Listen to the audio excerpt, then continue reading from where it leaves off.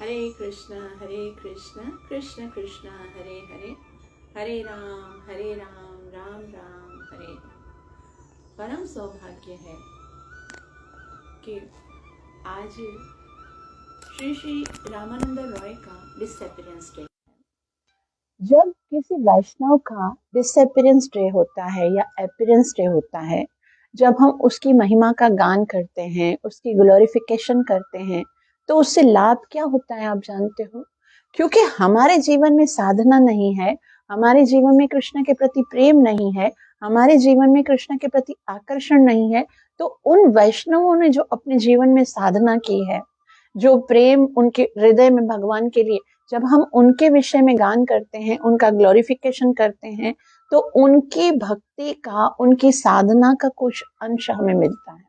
इसलिए हमें ये हमेशा प्रयास करना चाहिए कि जिस दिन स्पेशली किसी वैष्णव का तिरोभाव तिथि है या आविर्भाव तिथि है, उस दिन आयोजन करना चाहिए।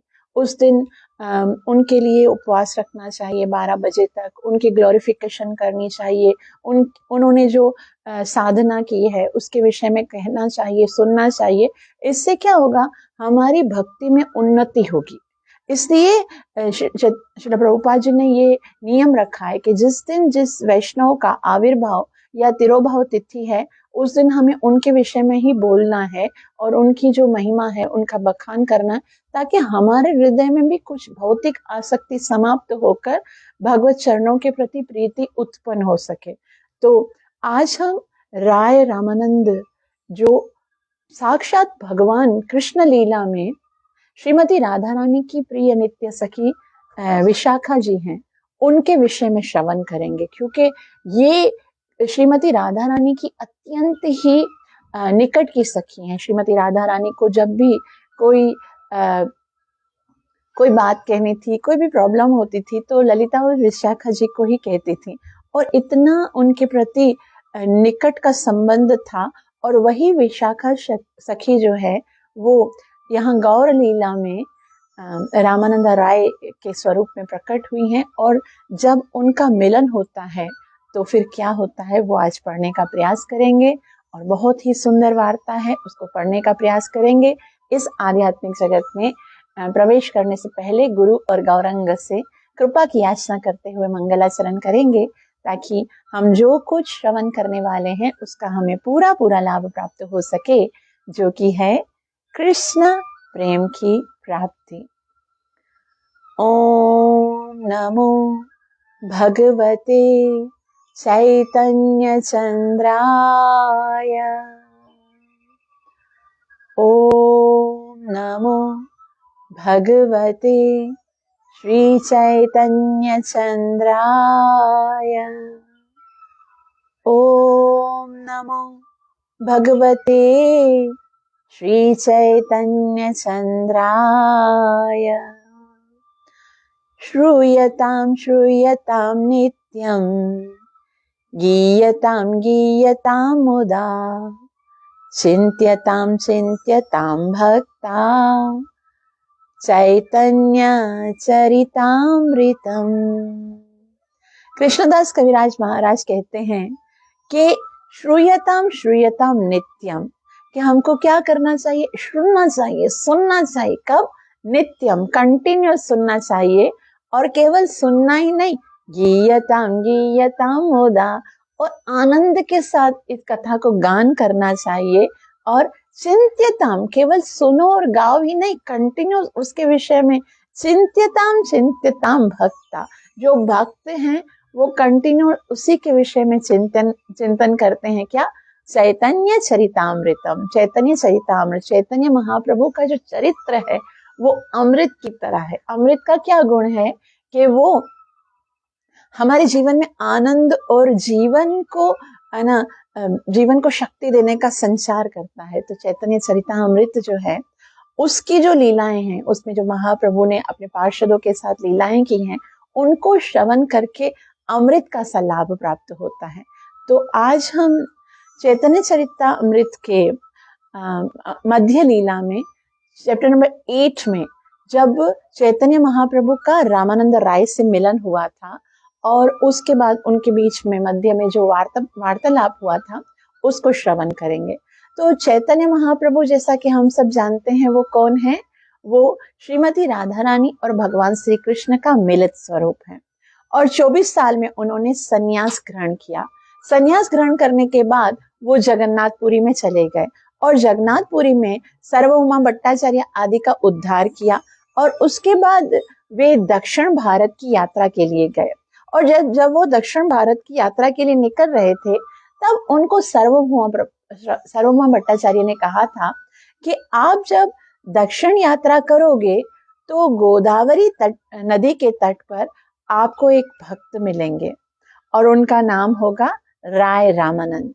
आप उनसे अवश्य भेंट करिएगा, क्योंकि उनसे भेंट करने के बाद आपको बहुत आनंद आएगा और वो बहुत ही हृदय के बहुत ही शुद्ध भक्त हैं, तो उन पर अवश्य ही कृपा बरसाइएगा। तो सर्वभौम भट्टाचार्य के कहने पर चैतन्य महाप्रभु जब गोदावरी नदी के तट पर आए और राय रामानंद के साथ उनकी मुलाकात होती है, जब वो मिलते हैं तो उस समय राय रामानंद जो है ना बहुत सारे भक्तों से घिरे हुए होते हैं, लेकिन महाप्रभु से कहते हैं कि आप मुझसे अकेले में मिलिएगा, बाद में मिलिएगा। तो शाम को राय रामानंद जो हैं वो चैतन्य महाप्रभु के साथ मिलते हैं और वहां पर जैसे ही वो मिलते हैं, अब कौन कौन किस किस का मिलन हुआ है? श्रीमती राधा रानी महाप्रभु के स्वरूप में हैं और विशाखा जी जो है वो राय रामानंद के स्वरूप में हैं। तो आज ये दोनों निकट की सखियां जब आपस में मिलती हैं तो फिर किस तरह से उनका प्रेम होता है। इतनी देर तक वो आपस में आलिंगन करते हैं और कृष्ण प्रेम के विरह का आनंद लेकर बहुत देर तक रोते हैं और बहुत बहुत चर्चा होती है उनके मध्य में। कई दिनों तक राय रामानंद और चैतन्य महाप्रभु के मध्य में चर्चा चल रही होती है। और फिर ये जो वार्तालाप है उसको कृष्णदास कविराज महाराज ने बहुत ही सुंदर रीति से यहाँ पर लिखा है। असल में क्या होता है, चैतन्य महाप्रभु प्रश्न करते हैं और राय रामानंद जो है उसका उत्तर देते हैं। राय रामानंद से चैतन्य महाप्रभु प्रश्न करते हैं और अब प्रश्न तो भगवान से करने, चैतन्य महाप्रभु पूछते हैं कि मैं आपसे प्रश्न करूंगा, आप मुझे उत्तर दीजिएगा। राय रामानंद कहते हैं मैं तो शूद्र जी हूँ, मैं तो कितना पामर व्यक्ति हूँ, मैं भला क्या आपके प्रश्नों का उत्तर दे सकता हूँ, लेकिन आप क्योंकि मुझे आज्ञा कर रहे हैं। तो मोर मुखे वक्ता तुम्ही, मोर मुखे शब्द मेरे हैं लेकिन वक्ता तुम ही हो, आप ही मुझे आज्ञा कर रहे हो, तो आज्ञा करने के साथ आप ही मुझे योग्यता प्रदान करो। मात्र मुख मेरा है परंतु बुद्धि आपकी है, शक्ति आपकी है, प्रेरणा आपकी है, आप ही मुझे इस योग्य बनाओगे कि मैं आपके विषय में कुछ बोल सकूं। वास्तव में भगवान को ना बहुत अच्छा लगता है जब उनके भक्त उनकी कीर्ति गाते हैं। इसीलिए जब भगवान भगवत गीता में अर्जुन को कहते हैं कौन्तेय प्रतिजानी है न मे भक्त प्रणश्यति, अर्जुन बोल सकता भाई तुम्हारी ये तो तुम कह रहे हो ना कि मेरे भक्त का कभी नाश नहीं होता, तो अनाउंसमेंट भी खुद ही कर लो। तभी कृष्ण कहते नहीं, तुम अगर बोलोगे, क्योंकि मैं अपनी बात को तो कभी ऐसा होता है खंडन भी कर देता हूँ, अपनी प्रतिज्ञाता का तो मैं खंडन भी कर देता हूँ। जैसे पहले भी बोला मैं शस्त्र नहीं उठाऊंगा, भीष्म पितामह ने बोला उठवाऊंगा तो उठा लिया, तो अपनी बात का खंडन कर सकता हूँ। लेकिन एक बार मेरा भक्त यदि कह दे तो दुनिया इधर की उधर हो जाए, आकाश पाताल को एक करना पड़े, सारे नियम को तोड़ना पड़े, लेकिन भक्त की बात को मैं अवश्य सिद्ध करूंगा। इसलिए भक्त जब बोलता है तो भगवान ज्यादा आनंदित होते हैं। और श्रोता जो है, जो प्रथम श्रोता है ना अपने विषय में श्रवण करने वाले, वो भगवान ही है। इसीलिए नारद मुनि ने जब पूछा कि भगवान आप कहाँ रहते हो, तो भगवान ने सहज में कह दिया नाहम वसामि वैकुंठे, मैं वैकुंठ में नहीं रहता हूँ, योगी नाम हृदयेषु, योगियों के हृदय में भी नहीं रहता हूँ। नारद मुनि ने कहा कहाँ रहते हो, तब बोला मद भक्ता यत्र गायन्ति, जहां मेरे भक्त मेरी कथा का गान करते हैं। तो ऐसा बोल सकते ना नारद मुनि, कथा तुम्हारी है तो तुमसे बेटर और कौन जान सकता है, तुम्हें तो सब पता है, लीलाएं तो तुम्हारी है ना, तो तुम्हें तो सब पता है कि कब तुमने क्या क्या किया, फिर वो कथा श्रवण करने को लिए तुम क्यों जाते हो? तब भगवान इस रहस्य से पर्दा हटाते हैं कि बेशक मेरी कथा है, लेकिन जब मैं करता हूं ना, उसमें इतना आनंद नहीं आता। लेकिन जो मेरे भक्त हैं, जब वो आनंद ले लेकर रस में डूब डूब के उसका विस्तार करते हैं, जब जब वो मेरे कथा का आस्वादन करते हैं, एक एक शब्द को स्वादु स्वादु पदे पदे, वयम तू न वितृप्त्याम, मैं तो तृप्त नहीं होता हूँ, कंटिन्यूअस श्रवण करने की इच्छा करता हूँ। इसलिए मैं ही सबसे बड़ा श्रोता हूँ, क्योंकि मेरी कथा को और कौन आस्वादन करेगा? भगवान की लीला हरि अनंत, हरि कथा अनंता। भगवान की लीला को भला कौन आस्वादन कर सकता है? हमारे अंदर क्या इतनी शक्ति है? ये तो भगवान ही है जो अपनी इन अद्भुत कथाओं को स्वयं लीला करते हैं और स्वयं उनको श्रवण करके उनका आनंद करते, क्योंकि हम सब में इतनी क्षमता नहीं है कि हम भगवान की कथा को श्रवण करके उतना आस्वादन कर सकें। इसीलिए जो है ना, भक्तजन तो सदैव श्रवण करने की इच्छा करते हैं। ऐसे महाराज पृथु बोलते हैं, 1000 कान भी अगर हो ना, तो उनसे भी यदि हम कथा श्रवण करें तो भी हम उसका वास्तविक आनंद आस्वादन ना कर सकें। तो आस्वादन की असीम क्षमता तो भगवान के अंदर ही है। इसीलिए भगवान जो है वो राय रामानंद से कहते हैं, तुम बोलो मैं सुनूंगा। पकड़ लिया राय रामानंद को कि अब तुम सुनाओ मुझे, मैं कथा श्रवण करना चाहता हूँ। और जब राय रामानंद जो है वो पूरा बहुत बड़ा वार्तालाप है उनके बीच में, पूरा वार्तालाप करने के बाद जब चैतन्य महाप्रभु कहते हैं कि अब मैं जाना चाहता हूँ, तब राय रामानंद पूछते हैं कि आप फिर से जा रहे हैं, मुझे छोड़ के जा रहे हैं महाप्रभु, आप 8-10 दिन यहाँ पर और रुकिए ना मेरे साथ। तभी महाप्रभु कहते हैं, तुम 8-10 दिन की बात कर रहे हो? राय रामानंद को वे कहते हैं, 8-10 दिन बाद तो क्या, मैं तो आजीवन तुम्हारे साथ रहने की प्लानिंग कर रहा हूँ राय। मैं तो तुम्हारे साथ रहूंगा, और जब हम आपस में रहेंगे तो केवल कृष्ण कथा करेंगे।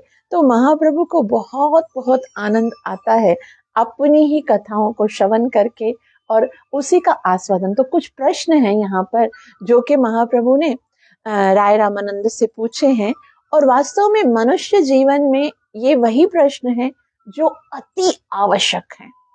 हम इन प्रश्नों को ना केवल श्रवण करेंगे, बल्कि हम देखेंगे प्रैक्टिकली हम इन पर कितना पूरे उतरते हैं। क्योंकि यदि ये प्रश्नों के जो उत्तर हैं वो हमारे जीवन में नहीं है, तो हमारा मनुष्य जीवन बिल्कुल जो है उसका कोई लाभ नहीं ले सके हम। तो बहुत ही सुंदर सुंदर प्रश्न हैं वो जो भगवान चैतन्य महाप्रभु राय रामानंद से पूछते हैं, और राय रामानंद उनका उत्तर देते हैं। तो प्रथम जो प्रश्न है वो मध्य लीला चैप्टर नंबर 8 वर्स नंबर 2, 4, 5 में पूछते हैं। बहुत ही सुंदर। वे कहते हैं, प्रभु कहे कौन विद्या, विद्या मध्य सार, राय को है कृष्णा भक्ति, बिना विद्या नहीं आर। प्रभु कहे कौन विद्या, विद्या मध्य सार।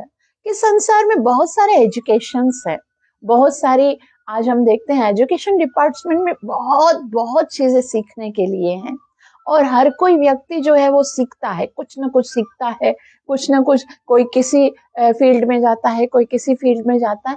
तो बहुत बहुत बहुत वस्तुएं हैं जो वैदिक नॉलेज है और सीखने के लिए हैं। लेकिन प्रभु कहते हैं कि इन सारी विद्याओं में सर्वश्रेष्ठ विद्या कौन सी है ना। आज हम देखते हैं, कोई सोचता है कि मुझे डॉक्टर बनना है, कोई सोचता है मुझे इंजीनियर बनना है, कोई सोचता है मुझे चार्टर्ड अकाउंटेंट बनना है, कोई सोचता है कि मुझे बहुत बड़ा साइकोलॉजिस्ट बनना है, कोई क्या सोचता है, कोई क्या सोचता है। लेकिन वो सारी विद्याएं जो हैं उनमें सबसे सर्वश्रेष्ठ विद्या कौन सी है? एक बात तो जाननी है, मनुष्य जीवन लिया है तो विद्या अवश्य होनी चाहिए।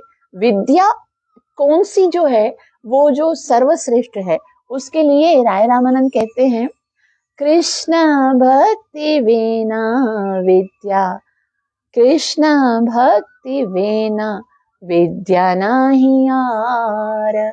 कि कृष्ण भक्ति के अतिरिक्त और कुछ विद्या है नहीं, वो सब अविद्या है। अविद्या है मतलब वो केवल इस भौतिक जगत में भौतिक शरीर की इंद्र तृप्ति के अतिरिक्त और कुछ नहीं है। जब हम भौतिक शरीर नहीं है और इस भौतिक जगत टेम्पररी है, तो यहाँ पर जो कुछ भी हम सीख रहे हैं, जो कुछ भी हम विद्या ग्रहण कर रहे हैं, उसका जो लाभ है वो भी टेम्पररी है, वो कुछ क्षण के लिए है, थोड़ा सा जीवन है। और अगर हम लोग केवल यही विद्याएं प्राप्त करते रहें और कृष्ण की भक्ति की विद्या प्राप्त नहीं की, तो सब कुछ व्यर्थ है। लेकिन अगर हम भगवान की भक्ति करते हैं, इस भौतिक जगत में आते हैं, और भगवान भी कहते हैं, Shrimad Bhagavad Gita chapter number 7 verse number 19, भगवान कहते हैं, बहुनाम जन्मनाम अन्ते ज्ञानवान माम प्रपद्यते। ज्ञानवान जो बहुत बहुत विद्या, पहले तो भौतिक विद्या, उसके बाद वैदिक नॉलेज और सब करते करते करते जब वो ज्ञानवान हो जाएगा, तब उसे पता चलेगा कृष्ण भक्ति ही सबसे श्रेष्ठ है। इसीलिए भगवान श्री कृष्ण भगवत गीता में कहते हैं, चैप्टर नंबर 15 वर्स नंबर 15, वेदैषु सर्वे अहमेव वेद्यो। वास्तव में जानने लायक, यदि कुछ जानने लायक है वेदों के अंदर, तो वो केवल मैं हूँ। और ऐसा बताते हैं कि कृष्ण के अतिरिक्त तो और कुछ जानने लायक है ही नहीं, क्योंकि अगर हम कृष्ण भक्ति के विषय में ज्ञान प्राप्त करते हैं, दूसरा जो भी ज्ञान होता है वो इसी भौतिक जगत तक होता है। जैसे अगर कोई डॉक्टर बनता है तो शुरू से लेकर पहले वो प्रैक्टिस करता है और उसके बाद वो डॉक्टरी के लिए इतने साल स्टडी करता है। डॉक्टर बन के जब उसकी मृत्यु हो जाएगी तो वो बनेगा क्या? वापस से जब आएगा तो उसको कोई डॉक्टर बनकर सर्जरी करने के लिए नहीं देगा, बल्कि वो कहाँ से स्टार्ट करेगा? एफ और एप्पल से स्टार्ट करेगा। लेकिन भगवान Shri Krishna Bhagavad Gita chapter number 2 verse number 14 में कहते हैं, नेहा भी क्रमनाशोस्ति प्रत्यवायो न विद्यते स्वल्पम अप्यस्य धर्मस्य त्रायते महतो भयाम। कि ये जो भक्ति का पाथ है, इसके अंदर ना तो कोई नुकसान है और ना ही कोई घाटा है। इसके अंदर यदि हम स्वल्पमस्य धर्मस्य, थोड़ी सी भी प्रगति करते हैं, तो वो हमें महाभय से बचा लेती है। इसीलिए और कुछ यदि हम इस भौतिक जगत में नहीं ज्ञान प्राप्त करते हैं, लेकिन यदि केवल कृष्ण भक्ति का ज्ञान प्राप्त करते हैं, तो ये आज अगर हमने अगर कोई व्यक्ति होता है वो 10% भक्ति करता है, तो ये कभी क्षीण नहीं होती है, वो हमेशा आपकी जो भक्ति है वो जमा होती है। भले ये शरीर छूट जाए, भले आपको पशु शरीर का ही प्राप्ति क्यों ना हो जाए। जैसे हम श्रीमद् भागवतम के अष्टम स्कंद में पढ़ते हैं कि महाराजा इंद्रद्युम्न हाथी बन गए, लेकिन उन्होंने इंद्रद्युम्न राजा के जीवन में जो स्तुति सीखी थी वो उनको याद थी अभी तक। वो जब वो संकट में आए तो वो उस स्तुति को पढ़ते हैं। महाराजा भरत जो है वो हिरण बन गए, हिरण से महाराजा जड़ भरत बन गए, लेकिन उन्होंने जो ज्ञान भरत महाराज के स्वरूप में प्राप्त किया था वो उनको याद था। तो इस तरह से जो कृष्ण भक्ति का ज्ञान है वो सबसे महत्वपूर्ण है। और उससे भी बड़ी बात यह है कि जब हम आध्यात्म ये इस जगत को छोड़कर आगे के जीवन में जाते हैं, तो हमसे प्रश्न पूछे जाते हैं कि आपको मनुष्य जीवन में प्राप्त हुआ था तो आपने क्या किया। और अगर हम कहें भाई हम तो बहुत बहुत स्टडी किए, हम डॉक्टर बने, हम इंजीनियर बने, हमने इतना इतना नॉलेज प्राप्त किया, तो वहां पर साफ साफ कहा जाएगा कि आपको मनुष्य जीवन भगवान की भक्ति करने के लिए दिया गया था। आपको ये चलो ठीक है, इसका मतलब ये नहीं है कि ये सारी चीजें जो नॉलेज है वो नहीं होना चाहिए, लेकिन सर्वश्रेष्ठ की जब बात आती है तो वो कौन सा है? कृष्ण भक्ति का नॉलेज। अगर वो भक्ति का नॉलेज है तो फिर उन्नति होगी, लेकिन अगर नहीं है तो फिर क्या होगा? आप और भी नीचे के योनियों को प्राप्त करोगे। इसलिए और कुछ करे या ना करे, राय रामानंद कहते हैं, राय को हे कृष्णा भक्ति वेना विद्या नहीं यार। कि कृष्ण भक्ति के अतिरिक्त तो और कोई विद्या ही नहीं है। और वो कृष्ण भक्ति क्या है? प्रहलाद महाराज बताते हैं, हर एक जो सवाल है उसके जवाब में जो है राय रामानंद एक बहुत ही सुंदर भागवतम का श्लोक उद्धृत करते हैं। जब प्रहलाद महाराज विद्या प्राप्त करने के लिए षंड और अमर गुरुकुल में जाते हैं, तो वहां पर उनके पिताजी उनसे पूछते हैं, हिरण्यकशिपु पूछते हैं, प्रहलाद तुमने जो शिक्षा प्राप्त की उसमें से सबसे सर्वश्रेष्ठ शिक्षा कौन सी है? तब प्रहलाद कहते हैं, श्रवणम कीर्तनम विष्णु स्मरणम पाद सेवनम अर्चनम वंदनम दास्यम सख्यम आत्मनिवेदनम। कि भगवान की भक्ति ही सबसे सर्वश्रेष्ठ मैंने सीखी है, वही मैं आपको बताता हूँ।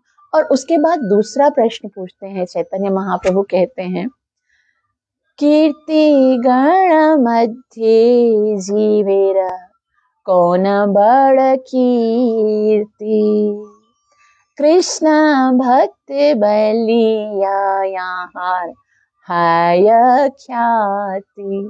वे कहते हैं कीर्ति गण मध्य जीवेर कौन बड़ कीर्ति, कि कीर्ति का मतलब होता है यश। इस भौतिक जगत में हर कोई फेमस होना चाहता है ना, कोई किसी फील्ड में फेमस होना चाहता है। फेम जो है उसकी भूख होती है प्रत्येक जीव के अंदर में, तो इसलिए जीव जो भी करता है, आजकल तो ना बहुत इजी हो गया है फेमस होना, क्योंकि सोशल मीडिया के द्वारा जो भी कार्य करते हैं वो सब तक पहुंचाने का प्रयास करते हैं कि मैंने ये किया, मैंने कोई कुछ बनकर, कोई एक्टर जो है वो अपने आप को फेमस करते हैं, कोई हीरो बनकर अपने आप को फेमस करते, कोई हीरोइन बनकर, कोई मिस यूनिवर्स बनकर अपने आप को फेमस बनाना चाहते हैं, कोई किसी तरह से हर कोई फेम चाहता है। हर कोई चाहता है कि संसार में मेरा नाम हो, संसार में मेरा यश हो। लेकिन इस भौतिक जगत का जो भी यश है वो बहुत ही थोड़े समय के लिए होगा। आज हम जानते हैं कि आज से पहले बहुत सारे क्रिकेटर्स होते होंगे जो कि बहुत फेमस थे, लेकिन आज उनको कोई नहीं जानता है, क्योंकि आज नया बेच शुरू हो गया है, वो नए लोग आए हैं। उससे पहले कितने सारे हीरोइंस होती थी जो कि जिनको सब लोग बहुत लाइक करते होंगे, लेकिन आज उनका कोई नाम भी किसी को याद नहीं है। पहले कितने सारे एक्टर्स थे, उससे पहले कितने सारे फेमस जो लोग थे, पॉलिटिक्स जो थे, लेकिन अभी क्या है, उनको कोई नहीं जानता है ना। आज सब नया नया नया, हर कोई नया जानता है, लेकिन केवल एक कृष्ण भक्त बलिया यहाँ हाय ख्याति, कृष्ण भक्त की जो ख्याति है वो कभी भी कम नहीं होती। जैसे हम देखते हैं कि कितने कितने वर्षों पहले प्रहलाद महाराज हुए, आज भी हम उनकी कथा पढ़ते हैं तो ऐसा लगता है, बिल्कुल नवीन लगती है। प्रहलाद महाराज, ध्रुव महाराज, सुदामा भक्त, मीराबाई, नामदेव, इन सब की कथाएं आज भी हम पढ़ते हैं। तो कितने, आज हम राय रामानंद के विषय में पढ़, तो भगवान की जो भक्ति है उसकी ख्याति कभी कम नहीं होती है। जब जब श्रवण करते हैं, जब जब नया लगता है। इसलिए अगर सबसे बड़ा कोई यश है भौतिक जगत में तो वो है कृष्ण भक्त कहलाना। जैसे अगर आपको कोई बोले कितना सुंदर हीरो है तो कितने दिन तक बोलेगा, कितना सुंदर हीरोइन है तो कितना, लेकिन जब अगर कोई आप जा रहे हो रास्ते से और कोई बोलते ये बहुत अच्छा भक्त है, एक बार यदि आपके लिए ये कमेंट्स पास हो गया संसार में कि ये बहुत अच्छा भक्त है, तो ये ख्याति सातों आसमानों को चीरकर भगवान के धाम तक जाएगी कि मेरा भक्त है। और भगवान ने कह दिया, कौन्तेय प्रतिजानीह न मे भक्तः प्रणश्यति। तो यदि फेमस होना है तो भक्ति में फेमस होना चाहिए कि मैं कृष्ण का भक्त हूँ, क्योंकि ये सबसे सुंदर ख्याति है। और तीसरा जो प्रश्न पूछते हैं वो पूछते हैं, संपत्तिर मध्ये जीवेर कौन संपत्ति गणी, राधा कृष्ण प्रेम यार सेई बड़ धानी। संपत्तिर मध्य जीवेर कौन संपत्ति, के संसार में बहुत सारे धनी व्यक्ति हैं, तो उन सब धनी व्यक्तियों में किसी के पास 10 करोड़ है, किसी के पास 50 करोड़ है, किसी के पास 100 करोड़, इतनी सारी संपत्ति है, तो सबसे बड़ी संपत्ति क्या है? तभी राय रामानंद कहते हैं, राधा कृष्ण प्रेम यारा से ही बड़ो धनी। जिसके पास राधा कृष्ण का प्रेम है वास्तव में वही धनी है, क्योंकि भौतिक जगत का जितना जितना धन प्राप्त होता है उसके साथ साथ उतने उतने कष्ट भी प्राप्त होते हैं। इतना भौतिक जगत का जो धन है उससे आप घर खरीद सकते हो, लेकिन उस घर के अंदर सुख खरीद नहीं सकते। जैसे भौतिक जगत का धन है उससे आप बेडरूम अच्छा बना सकते हो, बेड बना सकते हो, लेकिन आनंद की नींद तो नहीं खरीद सकते, है ना। तो भौतिक जगत का जो धन होता है ये आपको सुख दे, इसकी कोई गारंटी नहीं है। अगर भौतिक जगत के धन में ही सुख होता तो फिर पूछ सकते हैं हम बहुत बड़े ऐसे धनी हैं जो सदैव रोगी होते हैं, चिंताग्रस्त होते हैं। इसीलिए शास्त्र कहता है सकल सृष्टि का राजा दुखिया, कि धन में कितना धन अगर प्राप्त हो जाए कि आप पूरी सृष्टि के राजा भी बन जाओगे तो भी वो आपका दुख वो धन दूर नहीं कर सकता। लेकिन हरि का नाम जपे जो सुखिया, जो भगवान का नाम जप करता है, जो कृष्ण की भक्ति करता है, वास्तव में धन प्राप्त करके, संपत्ति प्राप्त करके जीव क्या करना चाहता है। अगर हम बहुत बहुत अर्निंग करना चाहते, कर करके क्या करना चाहते हैं, इसलिए ना कि हम सुखी हो, लेकिन धन में सुख है नहीं। कोई भी ऐसा व्यक्ति नहीं है जो धन के द्वारा वस्तुएं खरीद करके वो सुख प्राप्त कर सके। सुख तो केवल भगवान का नाम लेने में है, भगवान की भक्ति करने में। इसलिए कहते हैं राधा कृष्ण प्रेम यार से ही बड़ो धनी। अगर आपके पास कृष्ण का प्रेम है तो भले एक फूटी कोड़ी भी नहीं है तो भी कृष्ण का प्रेम आपको आनंदित करता है। लेकिन यदि आपके पास पूरे संसार का सारा धन है लेकिन भगवान की भक्ति नहीं है, कृष्ण से प्रेम नहीं है, तो आप दुखी रहोगे। तो धन अगर सुख प्राप्त करने के लिए है और फिर अगर भक्ति नहीं है तो सुख ही नहीं है, तो फिर उस संपत्ति का क्या लाभ। उसके बाद चौथा प्रश्न बहुत ही सुंदर प्रश्न है, बहुत ही अच्छा प्रश्न है, जिसमें वो पूछते हैं दुख मध्य कौना दुख हाय गुरुतार, कृष्ण भक्त विरह विना दुख नाही देखी परा। दुख मध्य कौन दुख हाय गुरुतर। गुरुतर माना सबसे ज्यादा जो असहनीय दुख है। वैसे तो संसार सारा दुखों का घर है ना। संसार में क्या है, भगवान कहते हैं दुखालयम अशाश्वतम, हर जगह पर दुख ही दुख है ना। ये जो भौतिक जगत है वो दुखों से भरा हुआ है, अशाश्वतम अनित्यम, इसके अंदर दुख ही दुख है। लेकिन महाप्रभु पूछते हैं सबसे बड़ा दुख कौन सा है। हमको क्या लगता है कि इस भौतिक जगत में यदि हमारा कोई प्रिय जिसकी मृत्यु हो जाए तो बड़ा दुख है, हम जिससे प्रेम करते हैं वो यदि हमसे छूट जाए तो दुख है, यदि हमारे पास बहुत सारा धन है वो चोरी हो जाए तो वो बहुत बड़ा दुख है, हमारा सम्मान यदि छूट जाए तो हमारे लिए दुख है। लेकिन ये दुख तो क्या है, शरीर से रिलेटेड है। लेकिन सबसे बड़ा दुख क्या है, सबसे बड़ा दुख है कृष्ण भक्त विरह विना दुख नहीं देखी परा। अगर जीवन में कृष्ण का भक्त मिले और उसके बाद उससे विछड़ जाए तो इससे बड़ा दुख और कोई नहीं है। क्योंकि जीवन में यदि कोई आनंद प्राप्त हो सकता है तो भक्ति से प्राप्त हो सकता है। और भक्ति किससे प्राप्त होती है, भक्ति तभी मिलती है जब हम भगवान के भक्तों की हमें सानिध्य प्राप्त होता है। अगर भक्तों का संग मिल जाए तभी हमारा कल्याण संभव है। इसीलिए शास्त्र कहता है कि बिन सत्संग विवेक न होए, राम कृपा बिन सुलभ न सोए। कि अगर भगवान के भक्तों का संग मिलता है तभी हम पर भगवान की कृपा प्राप्त होती है। लेकिन अगर जीवन में भगवान के भक्तों का विछोह हो जाए, विरह हो जाए, तो फिर हम कैसे भगवान को प्राप्त कर सकते हैं। आनंद का एक ही लक्ष्य है, भगवान से प्रेम, और वो भगवान के भक्तों के द्वारा प्राप्त हो सकता है। इसीलिए यदि दुखी होना है ना तो इस बात से दुखी होना चाहिए कि हम भगवान के भक्तों से दूर हैं। हम लोग यहाँ पर जो स्पेशली पाकिस्तान में रहते हैं उनके लिए ये बहुत बड़ा दुख है कि उनको भगवान के भक्तों का, शुद्ध वैष्णवों का जो है वो संगति प्राप्त नहीं होती है। इसलिए कृष्ण भक्त विरह बिना दुख नहीं देखी यार। इससे बड़ा तो दुख और कोई है ही नहीं कि हमें कृष्ण के भक्तों का विरह सहना पड़ता है। और आगे पांचवा प्रश्न पूछते हैं, मुक्ति मध्य कौन जीवा मुक्त करी माना। मुक्ति मध्य कौन जीवा मुक्ति करी माना। कृष्ण प्रेम यार से मुक्त शिरोमणि।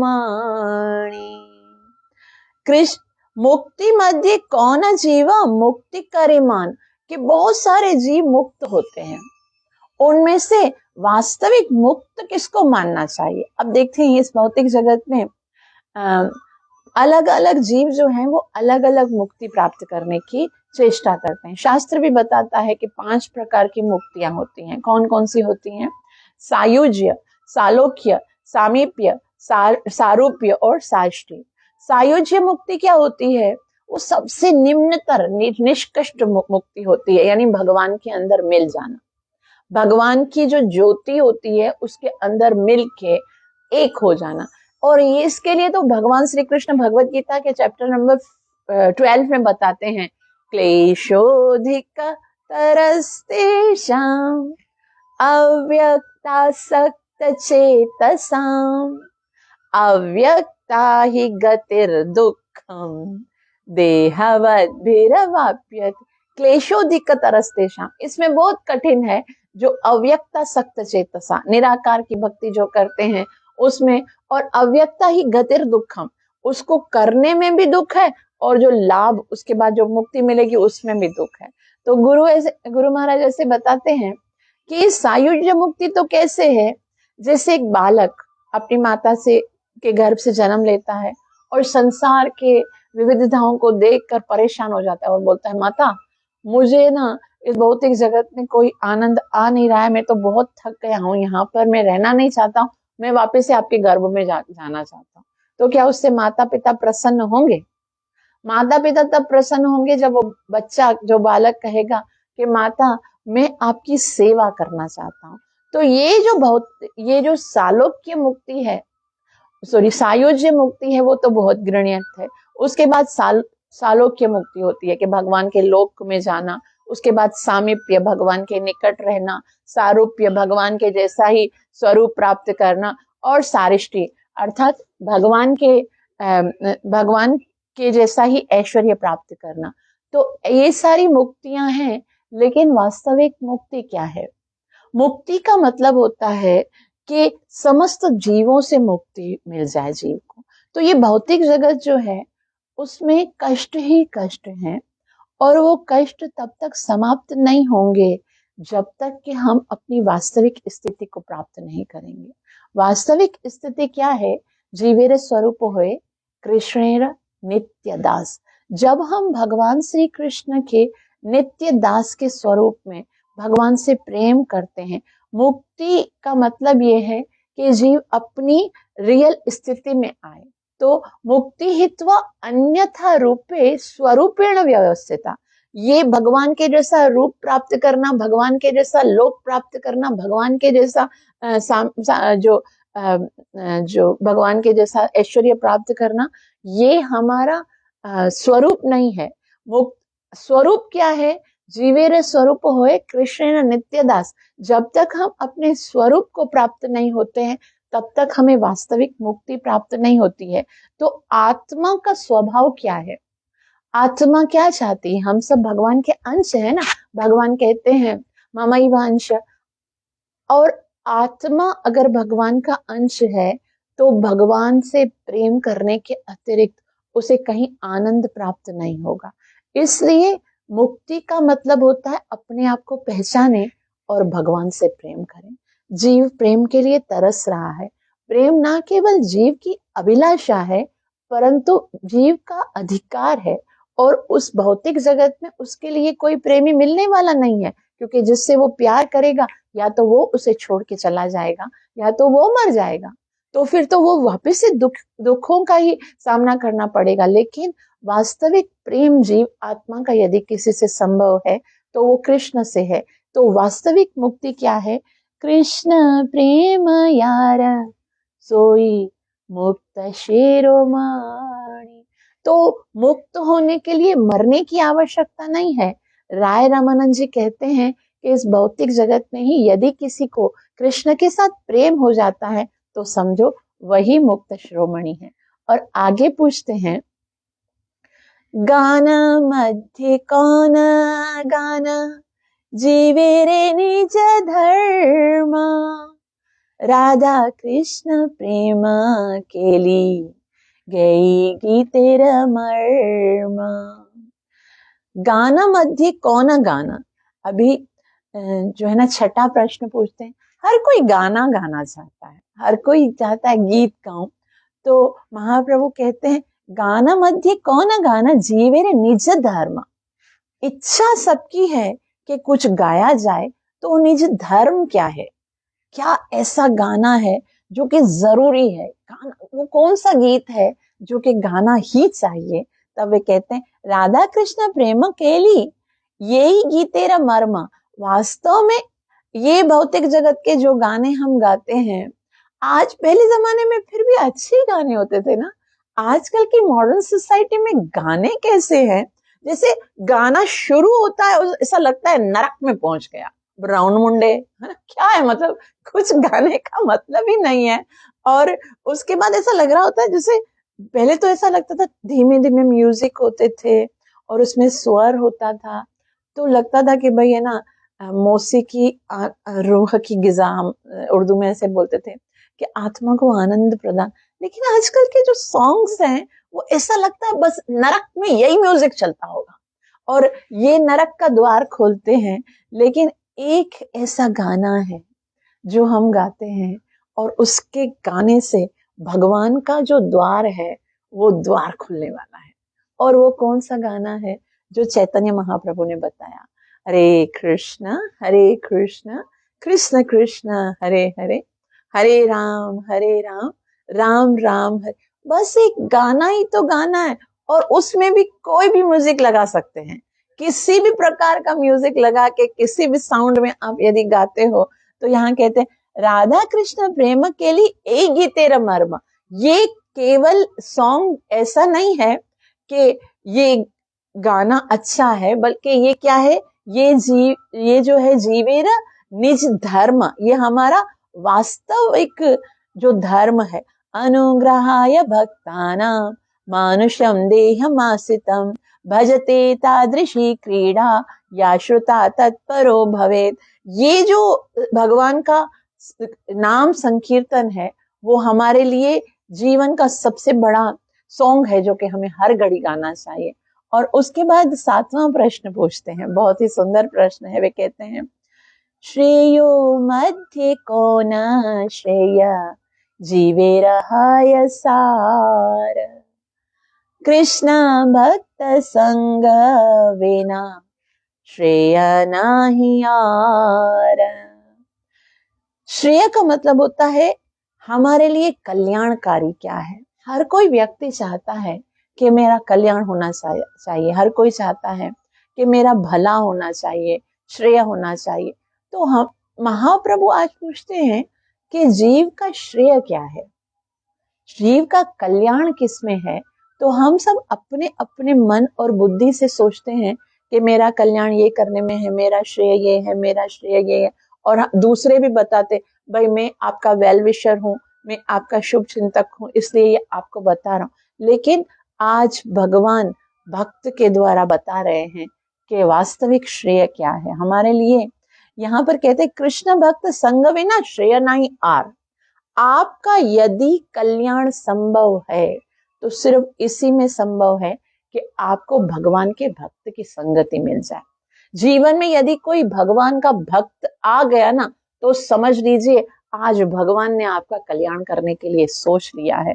जब तक भक्तों का संग नहीं मिलता है, चाहे आपको कितना ही धन मिल जाए, कितनी ही सुंदर स्त्री से विवाह हो जाए, कितने ही पुत्र मिल जाए, कितना ही बड़ा परिवार हो, कितना ही भौतिक यश और लग्जरियस लाइफ मिल जाए, लेकिन अगर जीवन में भक्त का संग नहीं है तो फिर जीव का कभी कल्याण हो ही नहीं सकता है। जब कोई इस भौतिक जगत में भगवान के भक्त से मिलता है तो समझो भगवान अब आपका कल्याण करना चाहते हैं, आपको अपनी शरण में बुलाना चाहते हैं। एक बार श्रील प्रभुपाद जी से किसी ने पूछा कि आप कहते हो कि भगवान की भक्ति करेंगे तो भगवत प्राप्ति हो जाएगी, तो क्या ये वास्तविक ऐसा होगा, हमको भगवान मिलेंगे? तब श्री प्रभुपाद जी बोलते हैं, यदि आपको भगवान अगर आपको मिलना नहीं चाहते तो मुझे आपके पास भेजते क्यों, है ना। भक्त से कभी ये नहीं पूछना चाहिए भगवान मिलेंगे, भक्त आए हैं इसका मतलब है अब भगवान मिलने की तैयारी कर रहे हैं। इसीलिए जब लंका में हनुमान जी जाते हैं, उस समय विभीषण जी उनको बहुत कहते हैं कि मैं तो यहाँ पर इतने सारे राक्षसों के साथ गिरा हुआ था, मुझे पता ही नहीं था कि भगवान तक मेरी ये भक्ति जो है, मैं टूटी फूटी जो कर रहा हूँ वो जा भी रही है कि नहीं जा रही। लेकिन अब मोहि बाह बरस हनुमंता, बिन हरि कृपा मिले नहीं संता। अब मुझे आपके दर्शन हो गए हैं, अब मुझे यकीन हो गया कि अब हरि की कृपा होने ही वाली है। तो जब भक्तों का संग होता है तभी हमको ये समझना चाहिए कि हमारा सबसे बड़ा कल्याण है। इसीलिए शास्त्र तो कहते कहते नहीं सकते कि साधु संग जो है वो इतना आवश्यक है, और लव मात्र साधु संग सर्व सिद्धि होए। ये थोड़ा सा भी यदि भगवान के भक्त का संग मिल जाए तो सबसे अधिक जीव का कल्याण हो सकता है। क्योंकि अगर इस भौतिक जगत में हम देखते हैं, कोई भी व्यक्ति सोचता है कि मैं जब किसी की मृत्यु होती है तो हमको लगता है कि वो उसकी मृत्यु हो गई, अब हम बहुत ज्यादा दुखी हो गए हैं। लेकिन वो दुखी किस लिए होते हैं? क्योंकि वो जो व्यक्ति है उससे उसको कुछ लाभ होता है ना। भौतिक जगत में देखते हैं किसी के, भगवान ना करे, किसी के पति की मृत्यु हो जाए, किसी के पिता की मृत्यु हो जाए, तो उस व्यक्ति में उनका आकर्षण नहीं होता है, उसका जो लाभ होता है, उसके होने से जो उसका लाभ है, उसी के कारण वो दुखी होते हैं, उसी के कारण वो रोते हैं। हमको ये लगता है कि अब हमें सुख कौन देगा, यानी कि भौतिक जगत में हर कोई अपने सुख के विषय में सोचता है, प्यार कोई किसी से नहीं करता, अपना लाभ ही सब सोचते। लेकिन बिना हेतु के, बिना किसी लाभ के यदि आपकी कोई सेवा करता है तो वो भगवान का भक्त होता है ना। वो भगवान का भक्त खुद साधना करता है और फिर घर घर जाकर प्रचार करता है कि आप नाम जप करो, दूसरों को माला देता है कि आप माला जप करो, आप भगवान की भक्ति करो, आपका कल्याण होगा। वरना क्या लाभ, क्या उसका? वो तो अपना सेल्फिश होना चाहिए ना, घर पे बैठे जप करे, भगवत प्राप्ति कर ले। लेकिन भक्त जो है उसको केवल अपनी चिंता नहीं होती है, उसको सबकी चिंता होती है। तो हजारों हजारों कर्मों के बड़े फल जब हमें मिलते हैं तो फिर उसके बाद हमको भगवान के भक्तों की संगति प्राप्त होती है। भगवान बहुत प्यार करते हैं अपने भक्तों को, और भगवान अपने भक्तों के साथ उसी का मिलन उन्हीं का करवाते हैं जिनसे भगवान बहुत जिनका कल्याण करना चाहते हैं। भगवान और भक्तों के अलावा इस संसार में हर कोई जो संबंध है, जिसके साथ भी आपका संबंध है, वो आपका शोषण करना चाहता है, आपसे कुछ लाभ लेना चाहता है। अगर इस भौतिक जगत में कोई हमारा हितकर है, कोई हमारा कल्याण चाहने वाला है, तो वो भगवान है और भगवान के भक्त हैं। और आगे 8वां प्रश्न पूछते हैं, कहाँ स्मरण जीव करीबे अनुक्षण, कृष्ण नाम गुण लीला प्रधान स्मरण। कहाँ स्मरण जीवे करीबे अनुक्षण, कि एक जीव का जो है ये स्वभाव है कि वो हर वक्त कुछ ना कुछ सोचता रहता है, और जब हम सोचते हैं तो फिर उसका इफेक्ट जो है वो हमारी बुद्धि पर, हमारे मन पर, हमारे विचारों पर। सोच जो है, जो हमारे विचार होते हैं, उसका जो उसका इफेक्ट जो है ना वो हम पर बहुत बहुत तक पड़ता है। हम जिसका स्मरण करते हैं उस वजह से हमारी स्थिति होने लगती है।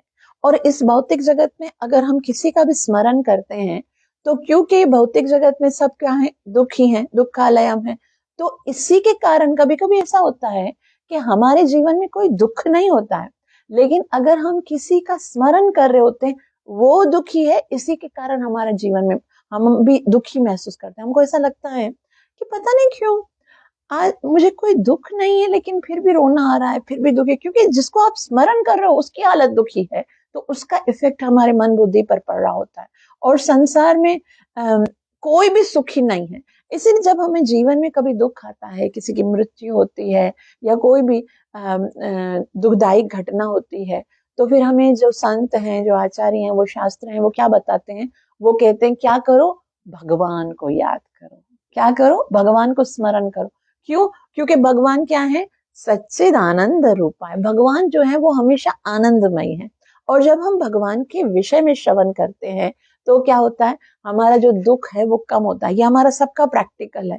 जीवन में कितना बड़ा दुख होता है, कितनी बड़ी टेंशन होती है, कितना बड़ा, अगर हमारे साथ बहुत बहुत बुरा हो जाता है, कुछ घटना दुर्घटना हो जाती है, लेकिन उस समय भी यदि हम हाथ में पकड़ते हैं माला को और पढ़ते हैं हरे कृष्ण कृष्ण कृष्ण हरे हरे, हरे राम राम राम हरे, जैसे जैसे भगवान को स्मरण करना शुरू करते हैं वैसे वैसे हमारा जो दुख है उसकी मात्रा कम होती रहती है। और इसके अतिरिक्त और कोई और दूसरा तो उपाय ही नहीं है।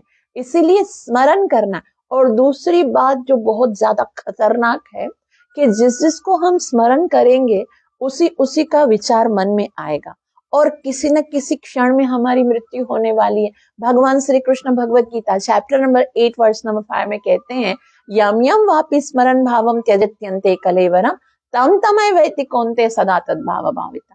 जिस जिसको स्मरण करते करते आप ये शरीर छोड़ोगे तो वैसा वैसा आपको दूसरा शरीर प्राप्त होगा। तो स्मरण को हमेशा चेक करते रहना चाहिए, है ना। भगवान कहते तस्मात् सर्वेषु कालेषु माम अनुस्मर युद्ध च। इसीलिए यदि आपको अपना जीवन सुरक्षित करना है, वास्तव में भक्तों ये जो भौतिक जगत में हमारा ये जो शरीर है ना, ये शरीर कैसा है? भाड़े का घर है, किराए का घर है। और किराए के घर में रहने वाला व्यक्ति यदि बुद्धिमान है तो वो क्या करेगा कि अब क्योंकि 11 महीने का एग्रीमेंट है और 11 महीने के बाद क्या होगा कि मुझे इस घर को छोड़ना पड़ेगा और इस घर को छोड़ने के लिए अब मुझे इतना धन एकत्रित करना है कि इस घर से अच्छा घर में ले सकूं या फिर कम से कम मैं अपना घर ले सकूं। यही बुद्धिमानता है। लेकिन अगर इस घर में वो खाली मजा करता रहे, अय्याशी करता रहे और उसके बाद अभी तो वो इतने अच्छे एरिया में रह रहा है, अच्छे घर में रह रहा है और बाद में उसको झोपड़पट्टी में जाना पड़े तो वो सबसे बड़ा बेवकूफ है ना। तो आज हम जिस मनुष्य देह में हैं वो सबसे सुंदर देह है और ये लेकिन किराए का घर है, कुछ समय का एग्रीमेंट है और उसके बाद ये समाप्त हो जाएगा। तो इस घर के अंदर रहकर हमको करना क्या है? सिर्फ स्मरण करने की प्रैक्टिस करनी है। यदि हम भगवान को स्मरण करते हैं, भगवान को याद करते हैं तो फिर हमें भगवत धाम की प्राप्ति होती है। भगवान कहते हैं यान्ति मद्याजिनोपि माम, यदि तो मन मना भव मद भक्तो मद्याजी माम नमस्कुरु मामे वैशति सत्यम ते। भगवान कहते हैं मेरा नाम लोगे, मुझे स्मरण करोगे, मेरी भक्ति करोगे, बस इस शरीर में आप इतना कर लो, आपको आध्यात्मिक जगत में घर मिल जाएगा, अपना परमानेंट घर। तो इस भौतिक शरीर में रहकर यदि कोई कुछ करना है तो स्मरण किसका करना है? कृष्ण नाम गुण लीला, कृष्ण का नाम, कृष्ण का गुण, कृष्ण की लीला। यदि हम ये कर लेते हैं तो समझो अपने मनुष्य जीवन को हमने सार्थक कर दिया। यदि हम ये नहीं कर पाते तो फिर क्या होगा? जिस जिसको स्मरण करेंगे उसी उसी के इधर जिधर जाना पड़ेगा। भगवान कहते हैं यम यम वापि स्मरण भावम त्यजत्यन्ते कलेवरम तम तमय वैति कौन्तेय सदा तद्भाव भावित। इसलिए बुद्धिमान व्यक्ति क्या है? वो क्या करेगा? वो इस भौतिक जगत में आने के बाद क्या स्मरण करेगा? भगवान का नाम, भगवान का गुण, भगवान की लीला, यही प्रधान स्मरण, और इसके अतिरिक्त और कोई स्मरण करने के योग्य नहीं है। तो रामानंद राय के साथ जो चैतन्य महाप्रभु की वहां पर मुलाकात हुई है उसको कृष्णदास कविराज महाराज ने 300 से अधिक श्लोकों में लिखा है और बहुत सुंदर सुंदर वार्ताएं हैं। इसके अतिरिक्त भी बहुत सुंदर वार्ता है। वो बहुत मतलब साध्य श्रोमणी पूछते हैं कि सबसे ज्यादा साध श्रोमणी क्या है? वे कहते हैं मनुष्य जीवन की मंजिल क्या है? साध्य तत्व बताओ। चैतन्य महाप्रभु कहते हैं पढ़ो श्लोक साधेर्य तत्व, साध्य तत्व बताओ। राय रामानंद बोलते हैं वर्णाश्रम धर्म का यदि कोई पालन करता है, अर्थात ब्राह्मण, क्षत्रिय, वैश्य, शूद्र अपने अपने धर्म के अनुसार यदि वो कार्य करते हैं, तो फिर ऐसा होता है कि समय के बाद उनको महत् संग प्राप्त हो जाएगा, और महत् संग जब उसके जीवन में आ जाएगा तो हो सकता है उसको भगवान की भक्ति प्राप्त हो सकती है, पर होगी या नहीं होगी ये आवश्यक नहीं है। इसलिए सबको अपना वर्ण आश्रम धर्म का पालन करना चाहिए। चैतन्य महाप्रभु मुस्कुराते हैं और कहते हैं एहो बहज, कि ये ठीक है, आगे कहो। अरे ये तो बाहरी बात है, आगे की असली बात कहो। इस कलयुग में कौन वर्ण आश्रम धर्म को पालन करेगा। राय रामानंद कहते हैं स्वधर्म त्याग ऐ साध्य मत सार, कि स्वधर्म को त्याग कर दे यदि कोई, जैसे भगवान Shri Krishna Bhagavad Gita chapter number 18 verse number 66 में कहते हैं सर्वधर्म परित्यज, कि सारे धर्म को जो त्याग दे, जो हमने मान रखे हैं कि मैं क्षत्रिय हूं, मैं वर्णाश्रम में ये धर्म है, वो सब त्याग के भगवान के चरणों में यदि समर्पित हो जाए और निष्काम सेवा करे तो वो जो है वो साध्य तत्व है। प्रभु बोले एहो भाज्य, ये तो बाहरी है, आगे कहो। ये भी बाहर की बात है, क्या धर्म वर्म की बात कर रहे हो, आगे की बात बताओ, साध्य तत्व क्या है।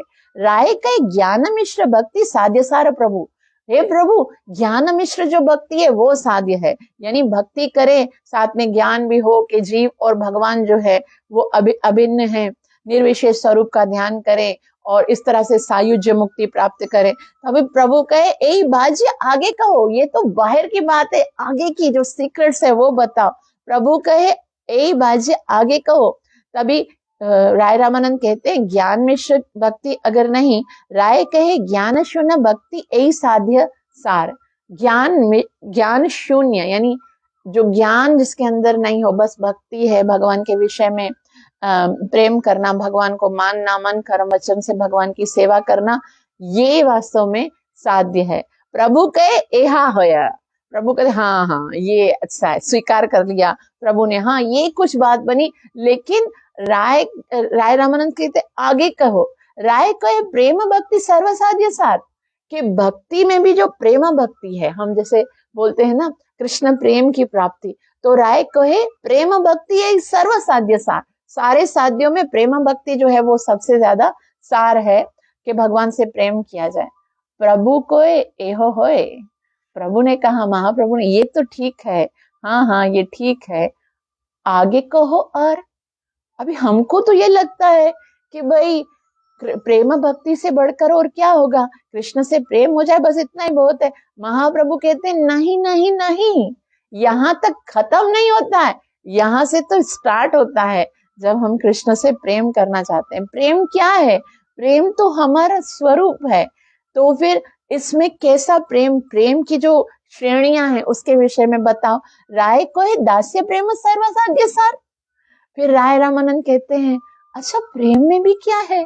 फिर महाप्रभु से कहते हैं दास्य प्रेम सर्वधर्म सार, कि भगवान की दास्य भाव से भक्ति यदि करते हैं, जैसे स्वामी और सेवक का संबंध होता है भक्त और भगवान के साथ, वो सबसे ज्यादा सार है।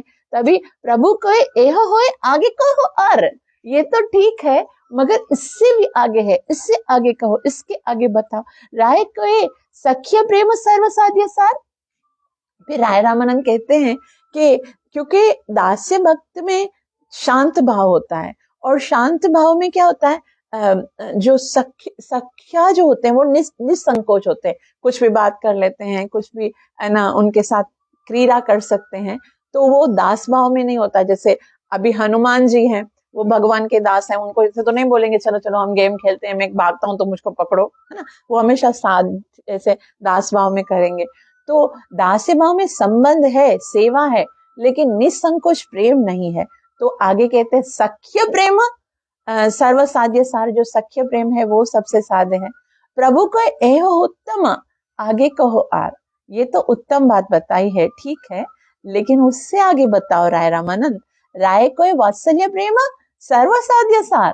फिर राय रामानंद कहते हैं कि सख्य भाव से भी आगे तो है वात्सल्य प्रेम, क्योंकि सख्य प्रेम में निसंकोच प्रेम तो है, लेकिन लालन पालन नहीं है, डांटना नहीं है, उनको पकड़ के डोरी से बांधना नहीं है, तारण बरसना नहीं है। सखा डांटेंगे नहीं, क्योंकि वो सोचेंगे कि हम डांटेंगे तो कृष्ण रूठ जाएंगे, फिर हमारे साथ खेलने नहीं लाएंगे। माता को कोई परवाह नहीं है, वो तो तुमने किया मस्ती, आ जाओ मैं तुमको ठीक करते हैं, वो तो बांधेगी।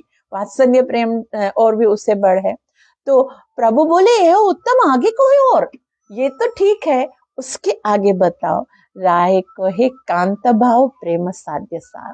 फिर राय रामानंद कहते हैं उसमें भी जो कांत भाव है, भगवान का माधुर्य प्रेम है, वो सबसे ज्यादा उत्तम है। तभी कृष्ण महाप्रभु कहते हैं उससे आगे बताओ। फिर वो राधा प्रेम की भक्ति के बारे में बताते, बहुत बहुत बहुत विशाल प्रसंग है। और जितना जितना हम सुनते जाते हैं उतना उतना, पहले साध्य भक्ति, फिर रागानुगा भक्ति, फिर प्रेमा भक्ति के जो प्रसंग आते हैं, उतना उतना डूबते हैं। जैसे जैसे हमारी योग्यता होती जाएगी, महाप्रभु हमें अवश्य अवसर प्रदान करेंगे, हम इन सब प्रसंगों को श्रवण करके अपने जीवन में उतार सकें। और आप सबका बहुत बहुत आभार जो इतना प्रेम से श्रवण किया। कृपया मुझे आशीर्वाद अवश्य दीजिएगा कि मैं अपनी सेवा और साधना को अच्छे से कर सकूं, प्रेम के साथ हरि नाम का उच्चारण करके गुरु और कृष्ण को प्रसन्न कर सकूं। हरे कृष्ण कृष्ण कृष्ण हरे हरे, हरे राम राम राम हरे हरे। ग्रंथराज श्री श्रीमद् चैतन्य चरितामृत महापुराण की जय हो। यदि आप सबको कोई प्रश्न पूछना है, कोई क्वेश्चन है, तो आप पूछ सकते हैं।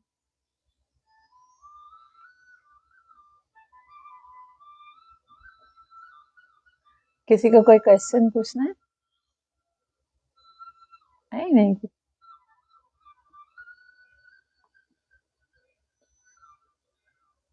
भक्ति में उन्नति करने के लिए क्या क्या चीजों की आवश्यकता है, वो आज हमने पढ़ा है और हम अपने जीवन में उनको उतारने का प्रयास करेंगे। यदि किसी का कोई प्रश्न है तो वो पूछ सकते हैं, अन्यथा हम यहीं पर विराम देंगे।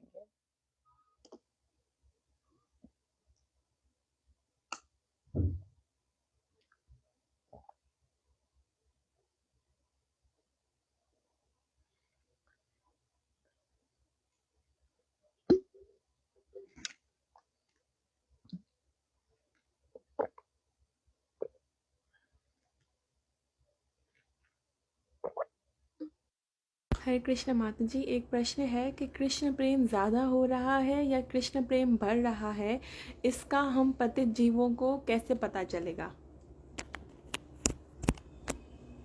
हरे कृष्ण। कि प्रेम बढ़ रहा है या नहीं बढ़ रहा है, उसका पता कैसे चलेगा? ऐसा बताया जाता है कि जितना जितना कृष्ण के प्रति प्रेम और आकर्षण बढ़ता है, उतना उतना भौतिक आकर्षण समाप्त होता है। वैराग्य जैसे जैसे जैसे आगे, मतलब कृष्ण के प्रति आसक्ति उत्पन्न होती है। जैसे भौतिक जगत में भी क्या होता है, किसी के साथ जब हमारा प्रेम होता है तो फिर जो संसार है वो तुच्छ लगने लगता है, संसार की कोई इम्पोर्टेंस नहीं लगती। बहुत ऐसा लगता है कि ये सारी चीजें जो है, ये सारे कार्य जो है वो महत्वपूर्ण नहीं है, वो व्यक्ति महत्वपूर्ण है। तो कितना हमारा संसार के प्रति वैराग्य उत्पन्न हो रहा है। और दूसरा कि कृष्ण भक्ति करने के बाद कृष्ण प्रेम जैसे जैसे उत्पन्न होता है, उतना उतना हमारे जीवन में विनम्रता आती है। क्योंकि प्रत्येक जीव में भगवत भाव आता है, तो विनम्रता आती है। और दूसरे जो हमारे विकार हैं वो समाप्त हो रहे हैं। मतलब हमारे में प्रगति कैसे हो रही है कि हमारे विकार हैं, काम वासना है, लोभ है, क्रोध है, वो सब कम होते हैं। जैसे जैसे भक्त बनता है ना, भक्त के अंदर वो सारे गुण जो है वो खुद ब खुद डेवलप होने लगते हैं। जैसे जो देवताओं के अंदर जो गुण होते हैं, वो सारे गुण जो है वो डेवलप होने लगते हैं और अवगुण समाप्त होने लगते हैं। उसकी ऊर्जा, मतलब जितने जैसे, और जैसे प्रेम बढ़ता है तो फिर हमारा जो ओरा होता है वो इतना प्योर होने लगता है कि दूसरे लोग जितने जितने हमारे संपर्क में आते हैं वो भी भगवान से प्रेम करने लगते हैं। तो नष्ट जो अनर्थ नष्ट होते हैं और भौतिक आसक्ति समाप्त होती है। ये सब हमको देखना है कि कितना हमारे भक्ति के साथ साथ दो नेत्र हैं भक्ति के, ज्ञान और वैराग्य। ज्ञान क्या है कि शरीर जो है या शरीर से रिलेटेड वस्तु और व्यक्तियों की इंपॉर्टेंस समाप्त हो जाए, भगवान की भक्ति और उनके प्रति प्रेम हो जाए, वैराग्य हो जाए संसार से। और उसके अतिरिक्त सारे अनर्थ समाप्त हो जाएं, जीवन का एक ही लाभ रह जाए, एक ही मकसद रह जाए कि मुझे कृष्ण को प्रसन्न करना है। कितना हम उसमें दृढ़ होते हैं, उतना पता चलता है कि हम कृष्ण से प्रेम कर रहे हैं। निकिता माता जी का प्रश्न है कि माता जी, कलयुग का धाम जगन्नाथ जी कैसे हैं, और माता जी कभी जगन्नाथ महिमा को भी श्रवण कराइए प्लीज़। हरे कृष्ण। अभी चैतन्य महाप्रभु जब इस कलयुग में आए, तो चैतन्य महाप्रभु ने जगन्नाथ जी को अपना अंतिम जो समय है वहां पर गुजारा। और जगन्नाथ जी कलयुग में, वैसे तो भगवान जो हैं अभी भी सारे धाम में हैं, लेकिन ऐसा बताया गया है कि कलयुग में स्पेशली जगन्नाथपुरी में ही भगवान है। तो जो है ना, कलयुग का धाम, कलयुग वासियों का जो है वो जगन्नाथ, क्योंकि बाकी हम देखते हैं, अभी हम कृष्ण को देखेंगे तो क्या है, कृष्ण का अपना एक वट है, एक भ्रम है। वो सामने आपने राधा रानी खड़ी है और वो बांसुरी बजा रहे हैं, इधर उधर देख रहे हैं ना। और महाप्रभु बोलते हैं कि कृष्ण की ओर जाओ, कृष्ण की ओर जाओगे तो तुम्हारा कल्याण होगा। लेकिन जगन्नाथपुरी देखो, जगन्नाथ भगवान को अगर हम देखते हैं तो हम जैसे पतित जीवों के लिए उन्होंने क्या किया, अपनी आंखों पे पलकें भी नहीं लगाई, घर में नहीं रहते, घर से बाहर निकलते। आज देखिए कोई भी ऐसा विग्रह नहीं है, कोई स्थापित विग्रह नहीं होती है जिसको वहां से बाहर, अपनी वेदी से बाहर निकाल के घुमाया जाता है। लेकिन जगन्नाथपुरी, जगन्नाथ भगवान जो है वो हमेशा विश्व भर में यात्रा कर रहे होते हैं। और जगन्नाथ भगवान कैसे खड़े हैं, ऐसे खड़े, आ जाओ आ जाओ, मैं तुम जैसे भी हो मेरे पास आ जाओ, मैं तुम्हें गले लगाने के लिए तैयार हूँ।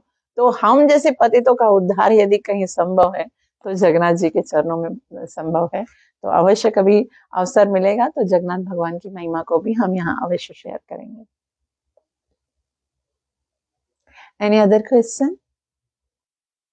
चैतन्य महाप्रभु के साथ जो भी लीला में थे, तो मतलब कौन कौन थे उनके साथ लीला में? पंच तत्व तो हैं, जैसे चैतन्य महाप्रभु हैं वो राधा कृष्ण मिलित स्वरूप हैं, नित्यानंदा प्रभु हैं वो बलदेव जी हैं, और उनके साथ अद्वैत आचार्य हैं जो सदाशिव, विष्णु और शिव जी के अवतार हैं, और उनके साथ है ना गदाधर पंडित हैं जो राधा शक्ति हैं, और श्रीवास पंडित हैं जो कि नारद मुनि का स्वरूप है। इसके अलावा ललिता और विशाखा स्वरूप दामोदर और राय रामानंद। इसके अतिरिक्त भी बहुत सारी पूरी लीला है बहुत बड़ी, और उनके अंदर जो है अलग अलग महाप्रभु के पार्षद हैं जो कि कृष्ण लीला में भी हैं। तो जो जब हम चैतन्य चैतामृत को पूरा पढ़ेंगे तो एक एक पार्षद के विषय में हम बहुत डिटेल से समझ सकते हैं। सारे पार्षद हैं, जिस लीला के अंदर जो जो पार्षद हैं वो सारे आएंगे चैतन्य लीला में।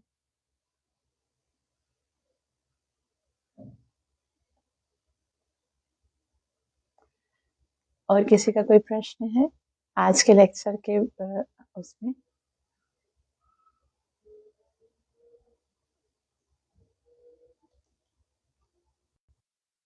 क्या चैतन्य महाप्रभु ने शांत रस के बारे में कभी कुछ बताया है? ये जो रस है, 5 प्रकार के रस होते हैं, शांत रस, सख्य रस, वात्सल्य रस और माधुर्य रस। ये सब जो रस हैं उनके विषय में चैतन्य चैतामृत में बहुत डिटेल से बताया गया है। अब जो रस में आप हैं, इसका मतलब ये नहीं है कि एक रस जो है दूसरा रस जो है उससे निष्क्रिय है, ऐसा नहीं है। आप अगर शांत रस के उपासक हो, शांत रस है जैसे भगवान के शांत भाव से जो सेवा करते हैं, जैसे गैया हैं, वृक्ष हैं, वो उसकी उतनी ही स्थिति है कि वो इसी जो है ना भाव से भगवान की सेवा करते हैं। और जो सख्य भाव में है वो सख्य भाव से ही भगवान की सेवा कर सकते, वो वात्सल्य भाव से नहीं कर सकते। मतलब उनके लिए सर्वश्रेष्ठ वही है। हमारी स्थिति के अनुसार ही से हम भगवान के साथ संबंध जोड़ सकते हैं। लेकिन अगर उससे बढ़ाना है, जैसे चैतन्य माँ अभी जो हम पढ़ रहे थे, उससे बढ़कर क्या, उससे बढ़कर क्या, उससे बढ़कर क्या, तो धीरे धीरे धीरे हमारी स्थिति भी बढ़ेगी, भाव बढ़ेगा तो स्थिति बढ़ेगी। तो जिस स्थिति पर अभी हम हैं उसी को आगे करते करते करते हम भगवान के साथ प्रेम जो है, माधुर्य प्रेम की स्थिति में आएंगे। कृष्ण प्रेम वो जो वात्सल्य है, वास्तविक है, उसको प्राप्त करेंगे। तो ये सारे को डिटेल से महाप्रभु ने कृष्णदास कविराज महाराज ने चैतन्य चरितामृत में बताया है। नेक्स्ट।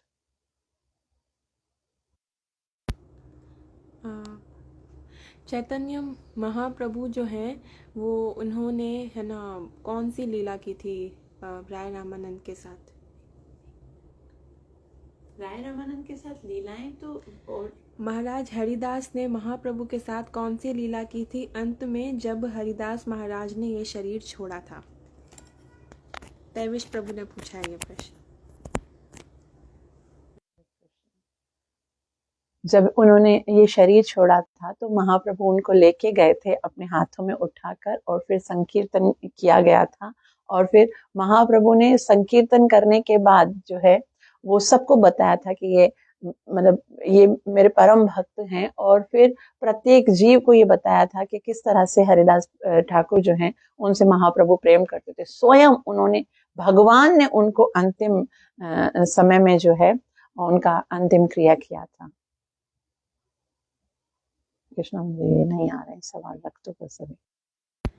माता जी, कभी कभी भक्तों का अपमान किया जाता है यहाँ और यह कहते हैं कि तुम इतनी भक्ति करती हो और फिर भी तुम्हें इतना क्रोध आता है, तो है ना इतनी भक्ति करने का क्या फ़ायदा?